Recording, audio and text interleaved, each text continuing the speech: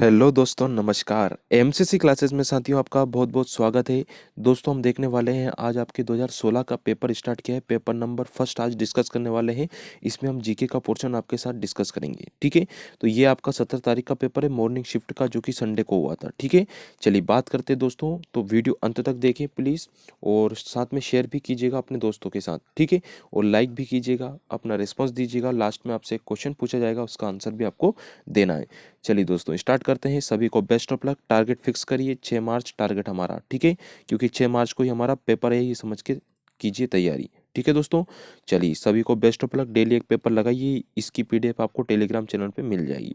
बात करते हैं दोस्तों। भारत एक को छोड़कर निम्न में से सभी का निर्यात करता है। किसको छोड़कर? भारत निम्न में से किसको छोड़कर दोस्तों सभी का निर्यात करता है? किस किस चीज़ का निर्यात करता है, ये चीज़ पूछिए। देखो, तांबा अपने यहाँ होता है दोस्तों, ठीक है। मैग्नीज भी अपने यहाँ होता है। तांबा, मलाजखंड, बालाघाट आपने सुना होगा दोस्तों। मैग्नीज खदान भी आपकी है ना। उसी टाइप से आपका खनिज तेल तेल अपने यहाँ नहीं होता दोस्तों। कच्चा तेल भी काफ़ी होता है, जिस जापान को भी अपन शेयर करते हैं कच्चा लोहा, ठीक है। तो खनिज हमारे यहाँ नहीं होता दोस्तों। तो ये आपका आंसर यहाँ पे याद रखना है। क्या नहीं होता दोस्तों? खनिज तेल नहीं होता, ठीक है। चलिए आगे हम बात करेंगे दोस्तों। तो तीन चीज़ हमारे मिल रही, तांबा, मैग्नीज और कच्चा लोहा। आगे बढ़ते हैं। अगला क्वेश्चन आता है कि निम्न में से कौन सा सबसे पहले उच्च न्यायालय भारत में स्थापित किया गया था? तो निम्न में से कौन सा उच्च न्यायालय भारत में सबसे पहले स्थापित किया गया था दोस्तों? तो बात करते हैं दोस्तों। सबसे पहले हालांकि 3 किए गए थे, पर उनमें भी जो पहले किया गया था दोस्तों, वो किया गया था आपका कलकत्ता उच्च न्यायालय। कौन सा किया गया था? Calcutta high court. दोस्तों ये किया गया था आपका 26 जुलाई। कब किया गया था दोस्तों? 26 जुलाई 1774, सॉरी, कब किया गया था? 26 जुलाई 1774 को कलकत्ता हाई कोर्ट की स्थापना की गई थी, ठीक है। दूसरी बात करें, इसमें टोटल सदस्य थे 4, जिसमें से एक तो था मुख्य न्यायाधीश दोस्तों, और बाकी जो 3 व्यक्ति थे वो आपके न्यायाधीश थे, ठीक है। तो Elijah Aamby, sir Elijah Aamby का नाम सुना होगा आप लोगों ने, है ना। ये मुख्य न्यायाधीश थे यहाँ पे। और चेम्बर्स, लेमेस्टर और हाइट, चेम्बर, लेमेस्टर और हाइट जो थे दोस्तों, ये आपके न्यायाधीश थे। तो मुख्य न्यायाधीश पहले कौन रहे दोस्तों? सर एलिजा एम्पे, ठीक है। ये आपको यहाँ पे याद रखना है, ठीक है। कलकत्ता उच्च न्यायालय सबसे पहला हाईकोर्ट था हमारे यहाँ। अगले की बात करेंगे दोस्तों। भारत सरकार के मौजूदा मुख्य आर्थिक सलाहकार कौन है दोस्तों? तो मुख्य आर्थिक सलाहकार कौन है दोस्तों? उस समय तो अरविंद सुब्रमण्यम जी थे। अब हम बात करेंगे, ये चेंज हो गए। क्या हो गए दोस्तों? क्योंकि 2016 काफी पुराना है। अभी वर्तमान की हम बात करेंगे तो कृष्णमूर्ति सुब्रमण्यम। क्या हो जाएगा दोस्तों? याद रखना इनका नाम, कृष्ण मूर्ति सुब्रमण्यम, ठीक है। सुब्रमण्यम, तो ये याद रखना। तो भारत सरकार के मुख्य आर्थिक सलाहकार वर्तमान में कौन है? कृष्णमूर्ति सुब्रमण्यम है। ये इसलिए याद रखना दोस्तों, क्योंकि ये पेपर आपका 2017 का जो हुआ था, उसमें भी मैं ये चीज़ बता चुका हूँ आपको, ठीक है। तो थोड़ा ध्यानपूर्वक सुनिए और इसको याद रखिएगा। आगे हम बात करेंगे, इन कंपनियों में से कौन सा भारी वाणिज्यिक वाहनों के ढांचों का निर्यात नहीं करता? तो कौन नहीं करता दोस्तों? तो टाटा मोटर्स जानते, बड़े बड़े वाहन बनते हैं दोस्तों। अशोक लेलैंड के तो आप जानते ही हो। वोल्वो के भी बनते हैं, बस मारुति सुजुकी के बड़े बड़े वाहन नहीं बनते, ठीक है। ये मारुति सुजुकी आप जानते हो, ये तो आपकी गाड़ी का नाम ही ये, ठीक है। आगे की हम बात करेंगे दोस्तों। नेक्स्ट क्वेश्चन की ओर आता है। अगला क्वेश्चन है दोस्तों आपका कि सूर्य मंदिर कहाँ स्थित है दोस्तों? कि सूर्य मंदिर की बात की गई तो सूर्य मंदिर हमारा कहाँ हो जाएगा दोस्तों? ये कोणार्क में हो जाएगा, है ना। कहाँ हो जाएगा? कोणार्क सूर्य मंदिर। अमृतसर आप जानते हो दोस्तों, अमृतसर में स्वर्ण मंदिर है हमारा। हम्पी याद है दोस्तों आपका, कर्नाटक में पड़ता है। और अजंता और एलोरा की गुफा हमारी कहाँ पड़ती है दोस्तों? महाराष्ट्र में पड़ती है। कहाँ पड़ती है? महाराष्ट्र में। तो ये भी आपको यहाँ पे याद हो गया दोस्तों, ठीक है। आगे की क्वेश्चन की हम बात करेंगे। नेक्स्ट क्वेश्चन की ओर बढ़ते हैं दोस्तों कि चंबल कहाँ से आरंभ होती है? जो चंबल नदी है ना दोस्तों, वो कहाँ से आरंभ होती है? तो अपन सब जानते हैं दोस्तों, चंबल नदी कहाँ से आरंभ होती है? तो ये होती है जानापाव पहाड़ी से। कहाँ से होती है दोस्तों? जानापाव पहाड़ी से होती है ना। ये महू में पड़ती है, और महू कहाँ पड़ता है? हमारा इंदौर में पड़ता है, ठीक है। तो याद रखना दोस्तों, चंबल कहाँ से आरंभ हुई?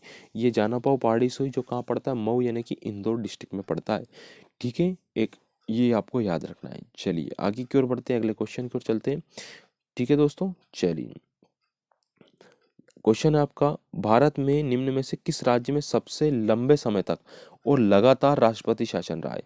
लंबे समय तक और साथ में लगातार राष्ट्रपति शासन रहा है। तो ये कहाँ रहा है दोस्तों? हमारे जम्मू कश्मीर में रहा है। कहाँ लगा है? जम्मू कश्मीर में। तो ये आपको यहाँ पे याद रखना पड़ेगा, ठीक है। कि सबसे ज्यादा बार और लगातार कहाँ लगा है? जम्मू कश्मीर में। सबसे पहले कहाँ लगा था? पंजाब में। फर्स्ट टाइम कहाँ लगा था दोस्तों? पंजाब में, ठीक है। चलिए, पुडुचेरी आप जानते हैं दोस्तों हमारा केंद्र शासित प्रदेश है, ठीक है, और यह 3 राज्यों में फैला हुआ है जिसके 4 जिले हैं, ठीक है। और मध्य प्रदेश की बात करें तो मध्य प्रदेश आप जानते हो दोस्तों, अपन पढ़ ही रहे हैं, है ना। चलिए नेक्स्ट क्वेश्चन की ओर बढ़ते हैं दोस्तों। अगला क्वेश्चन आता है आपके सामने कि किसको भारत के प्रधानमंत्री के रूप में 2 बार लगातार नियुक्त किया गया है। तो कौन बने दोस्तों लगातार 2 बार, आप जानते होंगे मेरे ख्याल से। तो याद रखिएगा दोस्तों, इसका आंसर क्या हो जाएगा हमारा, गुलजारी लाल नंदा जी। तो भारत के प्रधानमंत्री 2 बार रहे, है ना। कितनी बार रहे दोस्तों, 2 बार रहे। तो ये आपको सिर्फ याद रखना है। डॉक्टर राजेंद्र प्रसाद जी की बात करें तो ये हमारे राष्ट्रपति रहे। मोरारजी देसाई भी आप जानते होंगे, सरदार पटेल भी आपके पहले उप प्रधानमंत्री रहे, है ना, जिनको लौह पुरुष के नाम से भी हम जानते हैं दोस्तों, ठीक है। चलिए, मोरारजी देसाई भी आपके प्रधानमंत्री रह चुके हैं। अगला क्वेश्चन है आता है दोस्तों, नेक्स्ट क्वेश्चन की हम बात करते हैं। हाँ, राज्यसभा का सदस्य बनने के लिए न्यूनतम आयु कितनी होनी चाहिए दोस्तों। जो राज्यसभा है ना दोस्तों, उसमें सदस्य बनने के लिए न्यूनतम आयु कितनी होनी चाहिए दोस्तों, तो 30 वर्ष होनी चाहिए। कितने वर्ष होनी चाहिए, 30 वर्ष। अब बात समझना दोस्तों, सिस्टम क्या बनता है यहाँ पे। सिस्टम यह बनता है कि यह है आपका अपर सदन है। कौन सा सदन है दोस्तों, अपर सदन, है ना। और यह कभी भंग नहीं होता, स्थायी सदन होता है। कैसा होता है दोस्तों, यह स्थायी सदन होता है, ठीक है। और इसमें सदस्य बनने के लिए न्यूनतम आयु कितनी होनी चाहिए दोस्तों, 30 वर्ष आपकी होनी चाहिए। और साथ में राज्यसभा का जो सभापति होते हैं दोस्तों, वो हमारे भारत के उपराष्ट्रपति होते हैं। जो सभापति होते हैं यानी अध्यक्ष मान ले एक टाइप से, तो वो कौन होते हैं, हमारे उपराष्ट्रपति। और वर्तमान में कौन है, एम वेंकैया नायडू जी, ठीक है। चलिए आगे की बात करते हैं। अगला क्वेश्चन आता है, मवेशियों को डैश के कारण मुंह के रोग से प्रभावित, पैर और मुंह के रोग से प्रभावित। अब ये जानते हैं दोस्तों, ये क्या चीज होती है, वायरस के द्वारा। किसके द्वारा, वायरस यानी विषाणु के द्वारा दोस्तों, मवेशियों के है ना, मवेशियों के वायरस के द्वारा के कारण पैर और मुंह के रोग प्रभावित होते हैं, ठीक है, होते हैं ये। अगले क्वेश्चन की ओर बढ़ेंगे दोस्तों। भारतीय रिजर्व बैंक है दोस्तों, भारतीय रिजर्व बैंक कैसा बैंक है दोस्तों, तो भारतीय रिजर्व बैंक बैंकों का बैंक है दोस्तों, ठीक है। क्या है, बैंकों का बैंक, यानी कि कोई बैंक है, बैंक ऑफ कोई भी ले लिया, जैसे बैंक ऑफ इंडिया ले लिया अपन ने, SBI ले लिया, ICICI, कोई भी बैंक ले लिया हमने, प्राइवेट सेक्टर या गवर्नमेंट सेक्टर, इन बैंकों का बैंक हमारा RBI होता है, ठीक है। तो यह बैंकों का बैंक होता है। क्या हम इसमें खाता नहीं खुलवा सकते, हम इन बैंकों में खुलवा सकते हैं लेकिन इसमें नहीं खुलवा सकते, RBI में, ठीक है। इसलिए क्या बोलेंगे इसको, केंद्रीय अधिकोष। क्या बोलेंगे, केंद्रीय अधिकोष, यानी कि सेंट्रल बैंक के नाम से इसको जानते हैं। तो भारत का केंद्रीय सेंट्रल बैंक कौन सा है, तो भारत का सेंट्रल बैंक रिजर्व बैंक होता है, ठीक है। अगला क्वेश्चन आता है दोस्तों, नेक्स्ट क्वेश्चन की ओर बढ़ेंगे। अमरकंटक को डैश कहा जाता है। ये क्वेश्चन जेल प्रेरी में अभी लेटेस्ट जो आपकी जेल प्रेरी है उसमें भी क्वेश्चन बना था, तो ये आपको याद रखना है दोस्तों। अमरकंटक को हम बोलते हैं तीर्थराज के नाम से। किस नाम से जानते हैं, तीर्थराज के नाम से जानते हैं, ठीक है। तो ये भी आपको याद रखना है। चलिए आगे बढ़ते हैं अगले क्वेश्चन की ओर। अगला क्वेश्चन आता है दोस्तों आपके सामने, है ना। जो क्वेश्चन अगर आप लोगों को नहीं आता है वो आप लोग इसको नोट डाउन कर लीजिए, ठीक है, जिससे आपको ये चीज़ें याद हो जाए। बार बार इसका रिवीजन कीजिए आप लोग। क्वेश्चन आता है दोस्तों, हिंगलाजगढ़ का किला कहाँ है। ये आपको मैं पढ़ा भी चुका हूँ, ये मंदसौर जिले में कहाँ है दोस्तों, तो मंदसौर जिले में कौन सा किला हो जाएगा दोस्तों, हमारा हिंगलाजगढ़ का किला हो जाएगा। तो मंद यानी मंद हिंग डालो, मंद हिंग डालो, है ना, हिंग डालते हैं ना अपन, है ना, उस टाइप से याद रखना। चलिए अगला क्वेश्चन है, थोड़ा सा अपवादित क्वेश्चन रहेगा ये वाला, पर आपको ध्यान रखना है ना। यहाँ पे आंसर भी आपको मैं शो कर रहा हूँ कि महावीर का जन्म कब हुआ था। दोस्तों हमने पढ़ा है महावीर का जो जन्म हुआ है वो 540 ईसा पूर्व हुआ है। कहाँ हुआ है, 540, लेकिन आंसर यहाँ पे 602 दिया है, तो आपको याद रखना है 540 ईसा पूर्व, ठीक है। बाद में इस क्वेश्चन को करेक्ट कर दिया गया था, इसीलिए क्योंकि आपका याद रखना 540 ईसा पूर्व में हुआ था। साथ में इनका जो निधन हुआ था वो 468 ईसा पूर्व में हुआ था, ठीक है। तो ये 72 वर्ष की आयु में इनका निधन हुआ था, तो ये जोड़ने पे भी आपका आ जाएगा, ठीक है दोस्तों। चलिए बढ़ते हैं नेक्स्ट क्वेश्चन की ओर। अगले क्वेश्चन आता है, हड़प्पा का नाम किसने दिया दोस्तों। तो हड़प्पा का जो नाम है वो किसने दिया था, बताइए दोस्तों क्या हो जाएगा इसका आंसर। तो याद रखना जॉन मार्शल, ठीक है, जॉन मार्शल ने दिया था। हड़प्पा का नाम किसने दिया दोस्तों, जॉन मार्शल ने, ठीक है। चलिए अगले क्वेश्चन की ओर बढ़ते हैं। अगला क्वेश्चन आता है, वेब आधारित ईमेल यानी कि हॉटमेल, वेब आधारित ईमेल यानी कि हॉटमेल की खोज किसने की थी दोस्तों। तो हॉटमेल की खोज की थी सबीर भाटिया जी ने। किसने की थी दोस्तों, सबीर भाटिया जी ने की थी। ये आपको यहाँ पे याद रखना है, ठीक है दोस्तों। चलिए आगे बढ़ते हैं। हेलो दोस्तों, नमस्कार। अब आपके लिए एक इन्फॉर्मेशन थी दोस्तों, इसलिए मैंने ये चीज़ बताई है। जैसे बहुत सारे लोगों का कमेंट आया था कि सर हमें ऑफलाइन वाले प्रैक्टिस सेट चाहिए। तो ऑफलाइन वाले प्रैक्टिस सेट के लिए दोस्तों डिस्क्रिप्शन में मैंने लिंक दे रखी है। आप इन तीनों चीज़ से फ्लिपकार्ट, स्नैपडील या अमेजन से यहाँ से खरीद सकते हैं, डायरेक्ट अपने घर पे मंगवा सकते हैं। तो दोस्तों आरक्षक, GD और रेडियो पुलिस दोनों के लिए ये पेपर है। इसमें प्रैक्टिस सेट भी है आपके, है ना। तो टोटल 20 प्रैक्टिस सेट निकलेंगे, 3 सोल्ड पेपर निकलेंगे और ऑब्जेक्टिव टाइप से इसमें क्वेश्चन है, यानी कि तीनों चारों सब चीज़ यहाँ पे मिल जाएगी। दूसरी एक बुक है, ये बुक आप ले सकते हैं दोस्तों, ये मध्य प्रदेश पुलिस आरक्षक, जो कि जीडी और रेडियो दोनों के लिए है, ठीक है।